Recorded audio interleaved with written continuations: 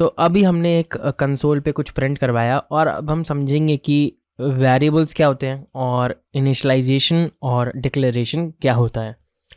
तो शुरू करने से पहले मैं आपको एक बार ये बताता हूँ कि हमने वॉइड क्यों लिखा है। तो आप ये समझें फ़िलहाल कि ये मेन जो है ये एक फंक्शन है, ये एक फंक्शन है और फंक्शन का रोल भी मैं आपको बताऊंगा क्या होता है। तो वॉइड क्या होता है कि एक रिटर्न टाइप है। रिटर्न टाइप का मतलब कि ये फंक्शन जो है क्या ये कुछ हमें वापस देगा। तो ये फंक्शन हमें कुछ भी नहीं दे रहा है, यानी कि इस प्रोग्राम जब ये कंपाइल होता है तो ये कोई रिटर्न नहीं कर रहा है कोई चीज़, इसलिए यहाँ पे हमने वॉइड लिखा है। तो कोई भी ऐसा फंक्शन जो कोई कुछ भी रिटर्न नहीं करता उसके आगे हम वॉइड लिखते हैं। तो अब इसको आप यहाँ से रिमूव कर सकते हैं और सबसे पहले अब हम जाएंगे और अपना एक वेरिएबल को क्रिएट करेंगे और फिर उसे उसे डिक्लेयर करेंगे और फिर उसे इनिशियलाइज करेंगे। तो किसी भी वेरिएबल को डिक्लेयर करने के लिए आप लिखना चाहेंगे var स्टैंड्स फॉर वेरिएबल, फिर एक वेरिएबल का नाम। वेरिएबल क्या होता है मैं आपको वेरिएबल बताता हूँ। वेरिएबल एक ऐसा मान लीजिए कि कोई ऐसी जगह है या एक चीज़ है जो आपका डेटा स्टोर करता है। तो वेरिएबल का नाम कुछ भी हो सकता है। वेरिएबल एक नॉर्मल सी एक कह सकते हो कंपाइलर ने एक नाम दे दिया है कि ये जो वेरिएबल है इसके अंदर ये डेटा होगा। तो किसी भी वेरिएबल को डिक्लेयर करने के लिए आपको सबसे पहले उसका टाइप लिखना होता है। तो यहाँ पे टाइप है var यानी कि वेरिएबल, और उसके बाद उसका नाम। तो सबसे पहले मैं लिखना चाहूँगा नाम यानी कि नेम। तो मैंने एक नेम डिफाइन कर दिया कि एक वेरिएबल है जिसका नाम है नेम और सेमीकोलन। तो ये जो लाइन है इसका मतलब है कि एक वेरिएबल है जिसका नाम है नेम, वो डिक्लेयर हो गया, इस कंपाइलर को पता है।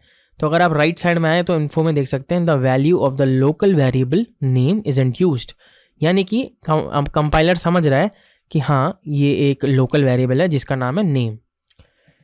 उसके बाद इसको डिक्लेयर करने के लिए आप क्या कर सकते हो, आप लिखोगे नेम यानी कि वेरिएबल का नाम इक्वल्स टू, और आप अपना नाम लिख सकते हो। जैसे कि यहाँ पे आपने लगाया कोमा नहीं है, दो कोट्स, और दो कोट्स के बाद अपना नाम लिख सकते हो और फिर सेमीकोलन। तो ये जो सेंटेंस है या जो लाइन है ये क्या बताती है कंपाइलर को कि ये जो नेम वेरिएबल है उसमें कुछ डेटा होल्ड हो रहा है, यानी कि एक नाम होल्ड हो रहा है अभी। तो अब मैं चाहूँ तो और मैं यहाँ पे नीचे लिख सकता हूँ प्रिंट, और प्रिंट में मैं लिख सकता हूँ नेम, यानी कि मैं कंपाइलर को बोल रहा हूँ ये नाम को है ना प्रिंट करवाओ। तो मैं जब इसको रन करूँगा यहाँ पे तो आप देखेंगे कि यहाँ पे कंसोल में रजत लिखा आएगा।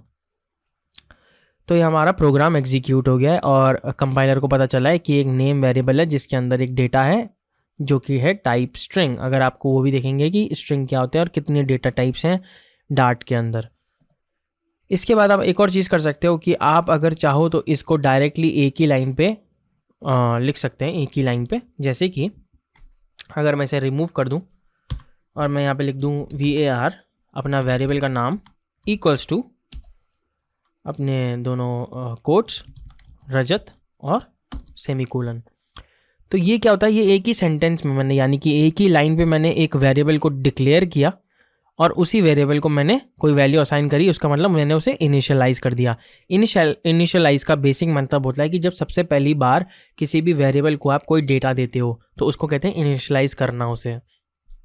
तो ये हो गया हमारा एक नेम वेरिएबल जिसके अंदर एक डेटा होल्ड है। तो ये लाइन है डिक्लेरेशन की और ये लाइन है इनिशियलाइजेशन की।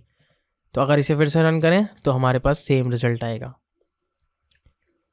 और ये तो इसके बाद हम देखेंगे कि कितने डेटा टाइप्स हमारे डार्ट प्रोग्रामिंग लैंग्वेज में हैं और वो कौन कौन से हैं।